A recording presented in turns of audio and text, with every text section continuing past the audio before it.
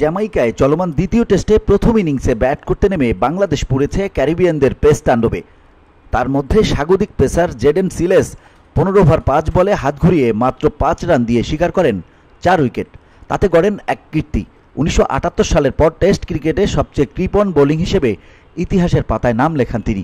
শুধু তিনি একাই নয়, বাকি পেসাররাও ছিলেন দুর্দান্ত। তবে সময়ের ব্যবধানে তাদের সবাইকে ছাপিয়ে গতির প্রদর্শনীতে সব আকর্ষণ নিজের দিকে নিয়ে নেন টাইগার তরুণ পেসার নাহিদ রানা। তুলে নেন ক্যারিয়ারের প্রথম ফাইপার।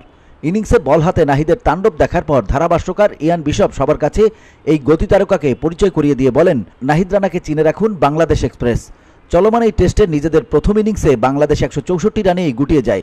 পরে ক্যারিবিয়ানরা নিজেদের প্রথম ইনিংসে ব্যাট করতে নেমেই রানার গতিতে পরে বিপাকে। শুরুটা হয় 13তম ওভার থেকে। ওই ওভারে নাহিদ নিজের তৃতীয় ওভার করতে আসেন।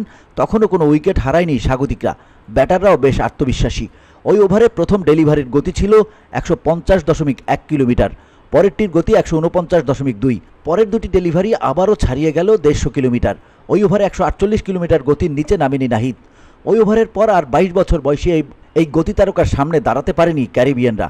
এই ইনিংসে 18 ওভার হাত ঘুরিয়ে 61 রান দিয়ে তুলে নেন 5 উইকেট। তার ক্যারিয়ার সেরা বোলিংয়ে উইন্ডিজরা থামে 146 রানে, যা বাংলাদেশের বিপক্ষে কোনো দলের খেলা প্রথম ইনিংসে দ্বিতীয় সর্বনিম্ন রানের ইনিংস।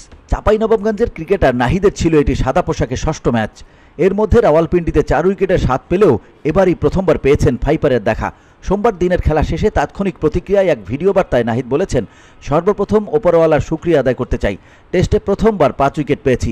বেশি কিছু চেষ্টা করিনি, শুধু চেষ্টা করেছি ব্যাটসম্যানকে জায়গা না দিয়ে কিভাবে লাইন টু লাইন বোলিং করা যায় এবং কোন পরিস্থিতিতে কোন ব্যাটসম্যানকে কিভাবে বোলিং করা যায় সেই বোলিংটা করার চেষ্টা করেছি।